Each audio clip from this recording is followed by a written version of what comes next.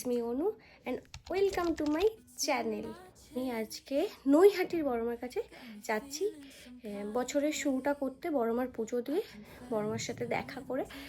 So আমি আর কিছু বলতে পারছি না, কারণ ভীষণ ভীষণ এক্সাইটেড আমি বড়মার কাছে পুজো দেওয়ার জন্য। আর বড়মাকে আমার মনের ইচ্ছে, যা কথা আছে বড়মার সাথে শেয়ার করার জন্য।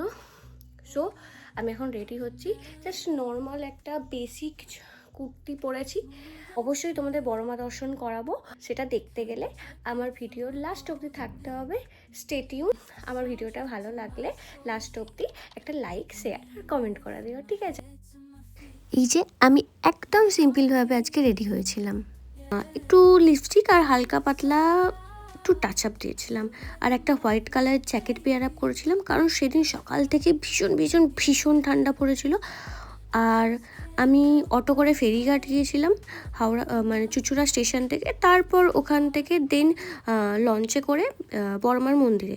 আর মন্দিরে গিয়ে দেখি যে বিশাল বড় লম্বা একটা লাইন পড়েছিল, তার কারণ আমাদের যেতে প্রায় অনেকটা লেট হয়ে গেছিলো। প্রায় 12:30 বা 1টার সময় আমরা ওই দিন মন্দিরে পৌঁছেছিলাম।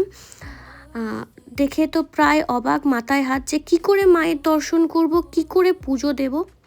তাই জন্য ওই লাইনে দাঁড়িয়ে আমি দেখতে পেলাম একটা আখের রসের দোকান বসেছে, আর ওই আখের রসের দোকান থেকে এক গ্লাস আখের রস খেয়ে নিজের এনার্জি বুস্টটাকে আরও বাড়িয়ে নিয়ে অধীর আগ্রহে লাইনে দাঁড়ালাম, যাতে আমি মাকে দেখতে পাই। অবশেষে আরও 1 ঘন্টা লাইন ঠেলার পর আমরা মায়ের মন্দিরের সামনে এসে পৌঁছেছিলাম। দেখে মনটা একটু ভালো লাগলো। তারপরে ভেতরেও প্রায় 10-15 মিনিট লাইন ঠেলার পর মাকে দেখতে পেলাম আলটিমেটলি। বাট হ্যাঁ, আমি ওখানে গিয়ে সেরকম ভালোভাবে কোনো ভিডিও শর্ট বা মায়ের ছবি বা ফটো তুলতে পারিনি, কারণ ভীষণ ভীষণ ভীষণ ভিড় ছিল। মানে এতটা ভিড় ছিল যে আমি বলে বোঝাতে পারবো না। এক হাতে আমি ফোন ধরবো না, পুজোর ডালা সামলাবো, জাস্ট মাকে দেখছিলাম আর বলছিলাম থ্যাংক ইউ গড। এরপর বড়মার মন্দিরের পাশেই একটা মন্দির ছিল, ব্রহ্মময়ী মায়ের মন্দির, ওখানে আমরা একটু গিয়েছিলাম। ওখানে ঘোরার পর আর আমরা এদিক ওইদিকে একটু ঘুরে গিয়েছিলাম একটা জায়গায় খেতে।